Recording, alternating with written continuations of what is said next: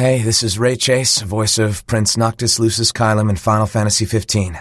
Thanks so much for listening to Final Fantasy Union, and, like I'm known to say, meow meow choco chow.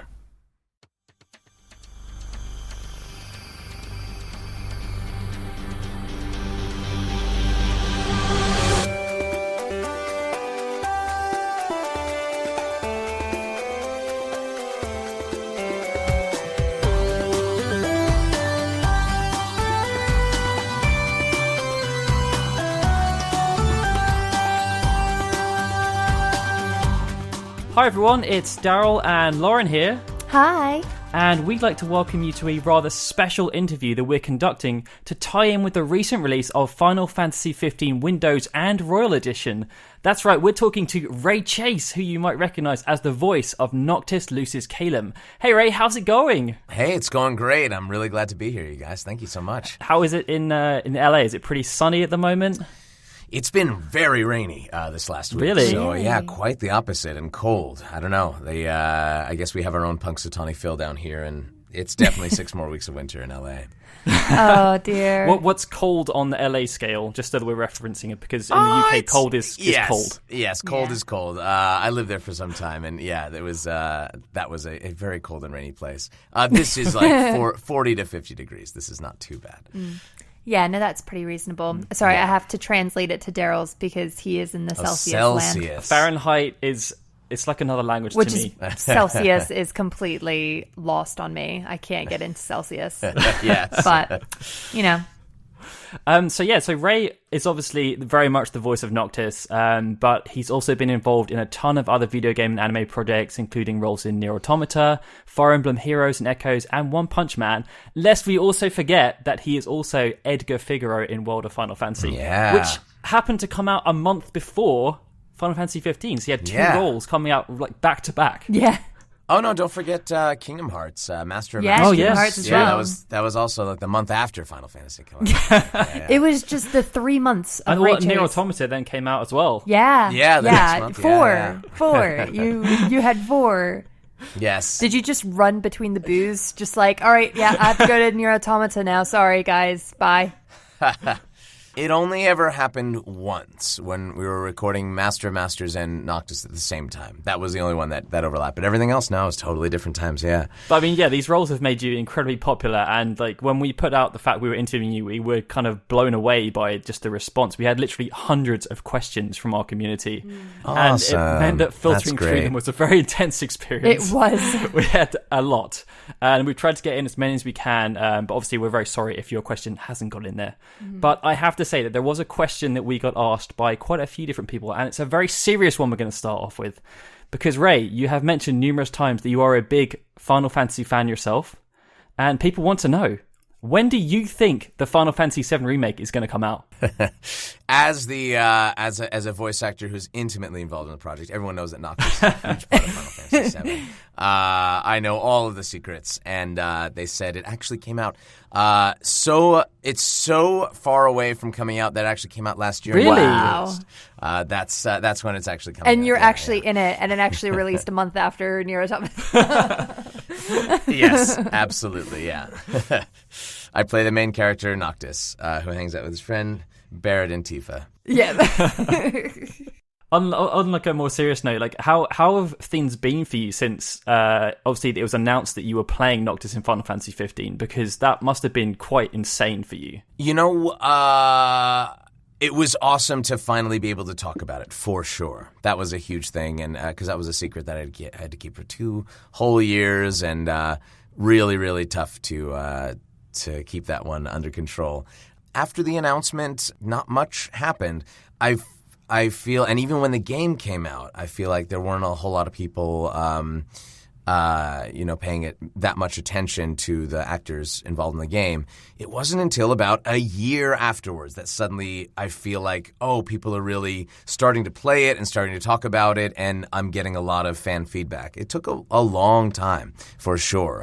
It was not an overnight thing, which was interesting. It's been an interesting process. Why do you think that is? Like, do you think it just took people a bit of time to get ingrained into the game and figure it out for themselves, and then? Well, I know that I don't don't play things the day that they came out. Yeah. And like right now, I just finished watching Diamond is Unbreakable. And it's been out for 3-4 years now. And so now I'm all about Duscae and Okuyasu and all those guys. But like, that's years ago. I think that's what most people do, is they wait a little while instead of getting it the day one edition. Yeah, especially since that time was very busy for games for whatever reason. It just was the gaming apocalypse. Absolutely, yeah.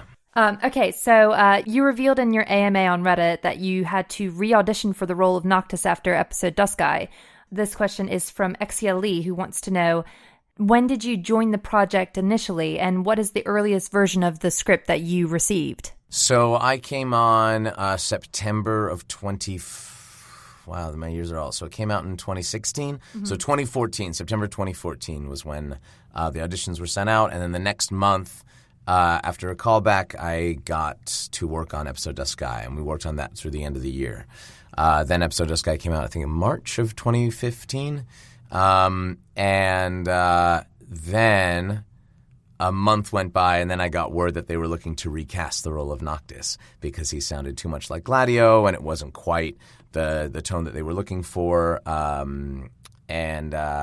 Thankfully, the people at Rocket Sound, where we recorded, and Keith Farley, the casting director, and Dan, the head writer, all gave me a second chance, which was life-saving. And it took about a month to go through different auditions, different voices, different incarnations, and it was a tough time for sure. I'm so glad that I got the chance to play him for real, though. I was going to say, that must have been pretty stressful. Oh, yeah. Yeah. Because obviously you've landed this massive role, and then I guess the feedback isn't quite what you'd expected. Yeah, but not only that, Exactly, it's yeah. like the fact that they were like already to recast it.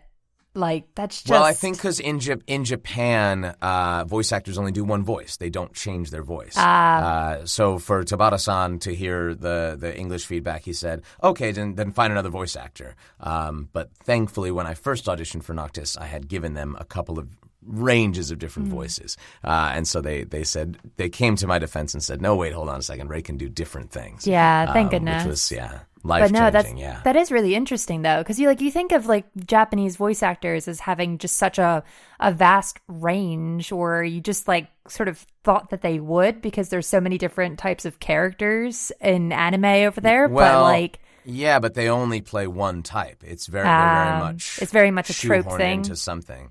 Yeah. You only play, young leading men, or you only play wild characters, or you only play you don't have any villains. versatility. Yeah. It's just a different system over there. Yeah. So did you only audition for Noctis, or did you audition for some of the other characters as well? Like, did you know you were auditioning for Noctis? We did know. I did not know who Noctis was. I wasn't following Versus 13 at all. IGNIS I auditioned for, and Gladio I auditioned for as well. Did they make you do an accent with IGNIS? Like, I was wondering if that was something that was brought on because of the actor, or it was initially thought that he should have an English accent. Let's see. They do not say on the audition here an accent. However, all of the... Oh, no, I'm sorry. I totally missed the part where it says accent, British. They're looking for RP. Yeah. So, yeah, they already knew at that point. Now, that being said, just because the audition sides say something doesn't mean that that's what they go with. Yeah. So that could have been on the original thing, and then they auditioned all sorts of people, and then they eventually went with Adam, who did a phenomenal job. Does that mean that obviously you had your kind of role where you played Adam very briefly in the Moogle Chocobo Carnival? Yeah. You were already kind of prepared for that. Yep. Yes, that was really fun. So our next question is from Wall from our Discord channel, and they wanted to know, did you get to record in the booth together with the other cast members? And if so, how was that? So because it was a dub, we were not able to record. We tried once. The only scene where we're in the booth together, and only two at a time, is the very first scene where Regis is saying goodbye. That scene we recorded first, and I recorded it with Jim Peary, who played Regis, and Robbie and Chris did their lines together. separately, but it was just too hard. Because every single line has to be within a millisecond of the Japanese audio. And so being able to play freely against the actor in the booth with you, but also make it millisecond precise, it doesn't really work. So, we tried it once, but we weren't there yet. Because I had heard that they were going to try that with Final Fantasy 15 because it was something that was quite, obviously, typically you would record completely in isolation. But I think because of the fact it was the four of you, they wanted to have that extra dynamic. So I guess they tried it, but... We tried, but it wasn't possible. The good thing is that we had time to go through the files over and over again. And so when you have a conversation with the four guys, we're recording in isolation, but once it's done, the Keith and Dan would listen back to the conversation every time we completed one and make sure it sounded like we were all in the same room, because you could have takes where people are wildly off. So you'd have people who go in first and completely misunderstand what the conversation was about, and then when you realize a month later, oh wait, this was totally different, we were able to go back and record, which is something like Final Fantasy X did not have that option. So some of their conversations, you go, oh man, what was going on here? Oh. Our next one is from Lewis James, who wants to know, what was your favorite line to record as Noctis? I really like doing the ending and doing the scenes where he came back and it's on the throne room, ready to sacrifice himself, calling on his father, Kings of Lucis, come to me. Those are his journey had been leading him up to that moment. It was really fun to finally play that after, a few years of playing this character. And I guess we've got a follow-up question from that from CCole96. He wants to know, how did you feel recording the campfire scene and the ending scenes as you, obviously, because you knew the journey he had gone through? Yeah, I mean, that was something I knew was coming from the start. When we first started recording, they told me what the whole story was going to be, and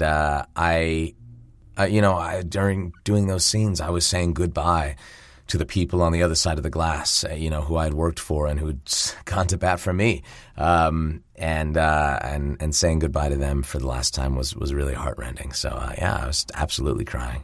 Oh, all the feels were real. Yeah, absolutely. All right, this next one is from Grace Megan POPAY, who asks, which scene was the most fun for you to voice? So getting away from the sort of emotional stuff, which one was the most fun? There were lots of really funny things. What was cool was doing the dungeons. It's all the dialogue. It's only ever heard once, but that's some of the funniest dialogue in the game. Robbie singing about stairs going down in Castlemark, and just funny. It just they're in these dangerous situations, but they're able to laugh it off and talk about why do we need another key? What the heck is that all about? I did like recording the dungeons a lot. That was fun. It seems like a lot of your sass came out in those scenes. Absolutely, yeah. The Noct sass. So this next question is from Stefan SAVOIE on Facebook, and they actually wanted to say that they've over the years they thought your voice acting is incredible, especially when you get to deliver really emotional lines. And they were saying that they felt that when you played Eve in NieR, and obviously Noctis when you're complaining about having to get more beans for Taka. Very emotional for you. Oh yes. And their question was, how do you get in the mindset to deliver those kind of lines with such genuine emotion? We always approached when we were recording this as not to make the game sound like a video game, but to sound like people speaking naturally. We wanted to avoid the JRPG tropes. We wanted it to be real, and so when it came time to do one of those emotional scenes, you always had the problem of making sure that it was to the millisecond, the same length as the Japanese, but Keith is he's an actor himself, Keith Farley, the director, and he really knows how to speak to actors and play off of us and deliver the next lines in the scene. And he was able to do really good impressions of all of us, and it was like we had the other actors in the booth with us. And we really were able to dial down and make sure we got the right emotion at the right time. I don't know. I also just to feel I always listen to Final Fantasy music in the car before I go there, just get myself primed and ready. If I knew I had an emotional day coming up, listen to something like Fisherman's Horizon or something like that, something to make me feel sad. Or if it was a battle day, you listen to Omnis Lacrima. That's the one, the mini boss theme from 15 that was out at the time, so I was able to listen to that. So yeah, music really helps for sure. Good choice, the Fisherman's Horizon Distant Worlds version. Yeah, absolutely. It's incredible. And the chorus comes in at the end. Oh, it's beautiful. It's amazing. I still remember the first time I heard that. I was coming home from shooting a short film, and I was just half asleep, and I was just like, I recognize this song, but it doesn't sound like I remember it. It sounds better. Yeah. But no, I love that so much. So Luke from Discord wants to know, were there any Japanese mannerisms that you had to incorporate into Noctis's speech? For example, Orion Akaba in Final Fantasy Type 0 had to incorporate yo at the end of his sentences as 9. So did you have anything like that you had to sort of work around? Absolutely not. No, yeah, we tried to run away from that as fast as we could. Because you just get, I don't know, it just starts sounding weird and super unnatural and stiff, and it doesn't translate well. It's a totally different mindset. So yeah, that was the localization team was really on it to make sure that it sounded like a game that was written in English first, and I think they really succeeded with that. It sounds super natural. I must say, it is like, I won't say what game we moved on to after Final Fantasy 15, but like, it is really jarring when you go from something like a Square Enix game like Final Fantasy 15 to a different game where the directing isn't or maybe they just didn't have the time, or they didn't have the time. Like, we just had that where, like, we just think like the finesse and the polish of the Final Fantasy games just has to be so respected, because I mean, there are a lot of games that are out right now that just don't really have it as much. Yeah, and it helps when the director knows what's going on. There's a lot of games where the director just has no idea. Yeah. They're just thrown into the booth and they go, okay, here's this character, and we're discovering the character as we go. It can be really jarring, for sure. But yeah, having time with 15 was wonderful. Yeah, and you almost think that the director, of anybody who needs to know what's going on, the director you would hope has a clue. But, no, yeah. But yeah. So this next question is more about your connection with Noctis in a way, I guess. It's from Megaflare, and they wanted to know, if there's one thing you could change about Noctis, what do you think it would be? One thing I could change? What an interesting question. What would I change about Noctis?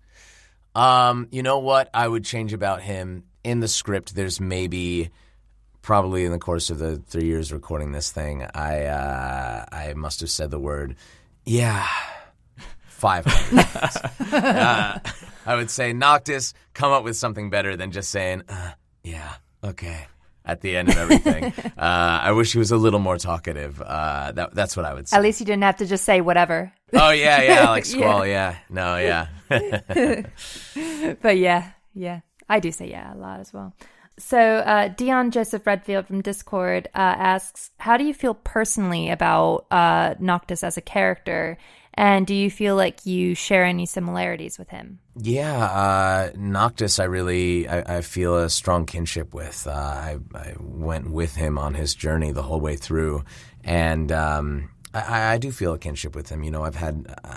I definitely owe a lot of what I have in life to my friends and the people around me who've stood up for me. So I absolutely, I know what that means to go through life not knowing who you are, but have people who always have your back. I have a great family and great friends, great girlfriend, and that really makes me who I am, is the people around me. Do you feel like, obviously, because you spent so long working on him as a character, that anything from Noctis rubbed off on you? Anything? It's interesting. I feel like as an actor, I'm always trying to investigate them. Did he ever investigate me? I don't think so. At least I probably won't know unless I'm under hypnosis. And, did you start wearing all black for things. a time? Yeah, I always wore all black to all the sessions for 15. I made sure. It was called Project Black. And you're wearing a black t-shirt today as well. So maybe. Yeah, this is a Dissidia shirt. Yeah, I'm repping Dissidia today. It was called Project Black when we were working on it, so I made sure to stick with the theme. So this next question is from Rachel CASTERTON, and she wants to know, if you had to choose one of IGNIS's dishes that you had to eat in real life, which would it be? Wait, I mean, I can only choose one? Apparently so. Oh, man. It's like, Gladiator's got his cup noodles, right? That he clearly would just eat that for life. Yeah, which one would boost you up? Like, would be just Ray Chase times 200? Well, just the memory lane pastry, just because it's so expensive and rare, I would want to know what that's like. Oh my gosh, is an Uluwat berry? Oh. I'd want to try that for Seeing sure. that in Brotherhood, I was just like, I want to make those right now, but I have no baking expertise. This next one is from NORTRONZERO on our Discord, who asked, if they were to expand the game with a novel or a hypothetical sequel, how would you like to see Noctis's character develop? Expand the game. One thing that always comes to mind when people talk about that is I don't know what is left of Noctis's story, because he has a beginning, middle, and end. I'd want to know maybe when he's a kid what the heck that wheelchair stuff is all about, because that's not really explained as far as I know. So I'd want to know. I guess I'd want to know what that is. Brotherhood, you get to see what he's like as a teenager. I don't know. If there is a 15-2, I'd want them to go the 10-2 route and focus on the female characters. That would be my wish. And then our next question, which is kind of similar, was from Fish on YouTube.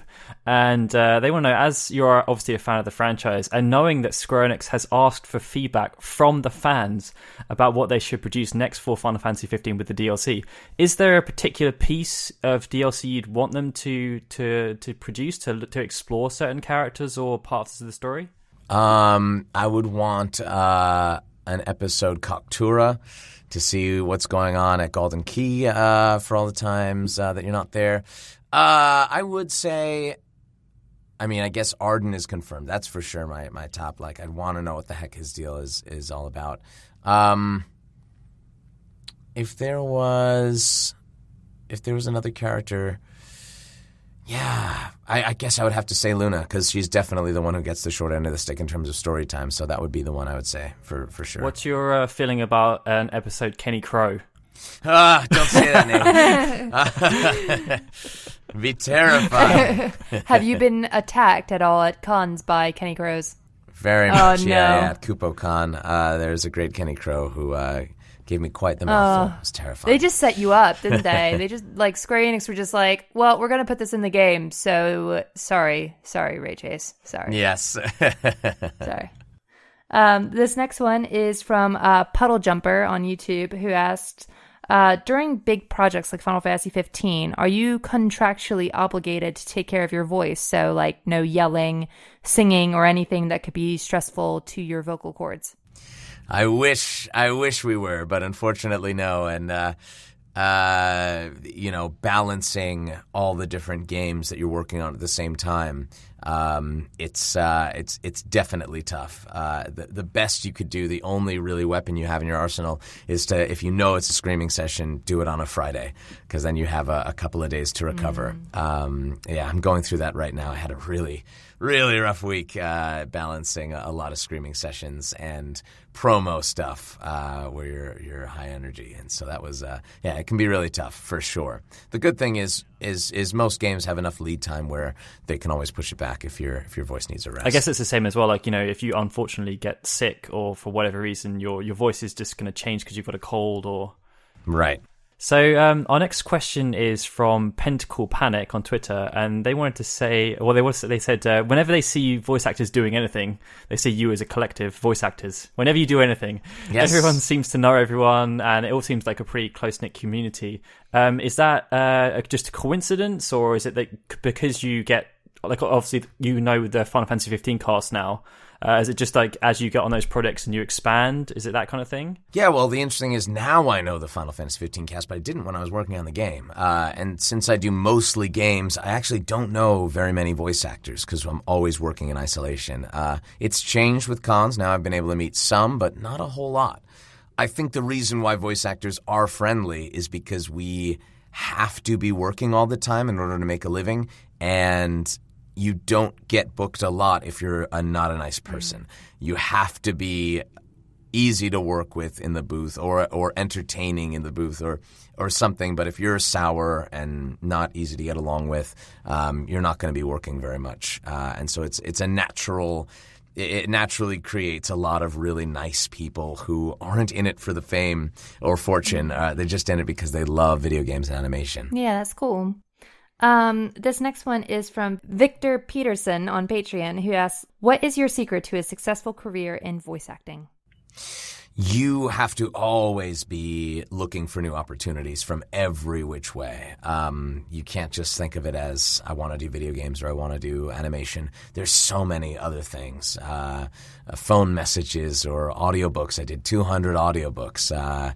You just have to constantly be looking for other opportunities and ways to expand and make a living doing it, because the sooner you can do it full time, the better. And then you can really focus on nailing those video game and animation auditions, getting to do the fun stuff. I was reading Yuri Lowenthal's the name of the book is escaping my brain at the moment, but his book about voice acting, and he was actually saying that the group ones is where you seem to have the most success. Like the background chatter. Like the background chatter, yeah. Like he was saying, if you can get a troupe together to do background chatter, you just almost rake it in. I was just like, wow. Yeah, you get to get paid residuals, which is the big thing. And unfortunately, we live in a world where voice actors do not get to work on movies anymore. Where there was a time when you could be Aladdin, but now it's got to go to a celebrity.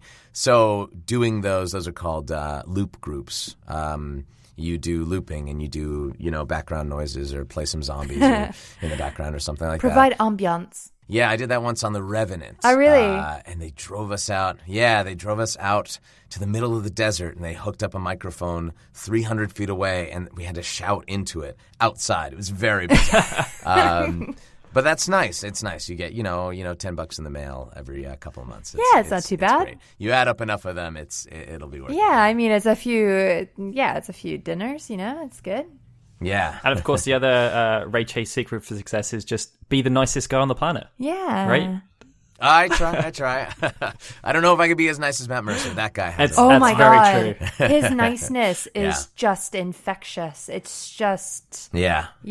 He's on a crazy level. Of course, another Final Fantasy alumni. Yeah, another Final Fantasy alumni. He's another two Final Fantasy alumni. I know. Core, and he's in Type Zero. Trey. Yeah, Trey in Type Zero. Mm-hmm. So, sticking with the Final Fantasy theme, this is from Lime, who wants to know, if you were to play Ray Chase as a Final Fantasy character, which job class would Ray Chase be? That's a great question. Not a warrior. I don't have the physical capabilities. Definitely, maybe the one who reads the most. I'd be probably a white mage. Getting to sit in some musty old libraries and learn some arcana. I would take that class and not have to lift heavy things. That would be mine. What's the one that's in Final Fantasy 14 that reads? Is It's that the Scholar. There's the scholar and the astrologian as well, I think. Those would probably be cool. Oh as yeah, well. there's a mathematician from Tactics. It's so funny though. That'd be really fun. It's like we ran out of classes, so we Calculator. just made a mathematician. Yes. Just doing calculus. I'm just gonna be over in the corner tacking, Yeah. But yeah. Physics is important. It is very important. Well, it's the whole game. You can't play Final Fantasy without knowing subtraction and addition. It's true. Come on. This next one is from Jordan Christofferson on Facebook, who asks, you've a place in Final Fantasy, Kingdom Hearts, and NieR. Are there any other Square Enix franchises, Japanese or global, that you'd like to appear in? What else? What's left? I don't know. I'm even in Star Ocean. You were in Star Deus Ocean Ex as last well, year. right? That's right. I was in Deus Ex. I guess I'm not in Tomb Raider. I guess I'm not in Tomb Raider. You need to play Lara Croft And right now. Hitman. And Dragon Quest is that's another one, I about guess. it. Dragon Quest. Dragon Quest, I guess so. But is that ever localized and have English? You could start a petition. Yeah, start a petition. Ray Chase needs to be in every Square Enix. I know. So therefore, Definitely. Therefore, we need it localized. I'm very happy with Square. They're a great company to work for. Life is Strange. If that's still I'd love to work on something like that. Something more realistic. That'd be super fun. Yeah, that would be sweet. But yeah, other than that, that's about it. There's weird ones that I've never heard of. Bushido Blade. That's a very old game. Very old game. Shell Shock. Yeah, I don't know these ones. The Bouncer. Bouncer was good. So yeah, definitely. Yeah. Oh, okay. Yeah, there's definitely some I can't talk about. Just Cause would be really fun. I forgot that Square too. So yeah, there's definitely some left. I would say Life is Strange would be my first choice. That'd be fun. That would be cool. Did you play Before the Storm? No, I haven't. I haven't yet either. I still need to. Yeah. But I hear it's really good. So the next question we have is from Minnie Williams on Twitter, and they wanted to know if there was, it could be the Final Fantasy VII Remake, but if they're going to remake another game in the future, is there any character that you would like to voice, I guess, outside of Edgar? Yeah, I'd definitely love to do Edgar. He'd be super fun. But they've said that Final Fantasy VI Remake, is definitely something where they want to do, so... Yeah, that would be super fun. My answer to this question, I always love in Final Fantasy 3. There's the 4 old men. Oh my gosh, yeah, are doing they're super fun. I would love to voice. Yeah, one they're of so those guys, 'cause cute. they're just ridiculous, and they all dress the I same. love the idea that there's another group going on your quest with you, but they're just so incompetent. I think that's a very funny idea. Yeah, I'd love to explore they're that. so adorable. I just love them so much. Yeah. And I guess along with this line of questions, like how long is it going to be until you actually take over Square Enix? And it's not just you're voicing a character in every franchise; you're voicing every character. Every character in every franchise. Yeah, no, that's that was my goal from birth. I was born in 1987, same year Final Fantasy came out.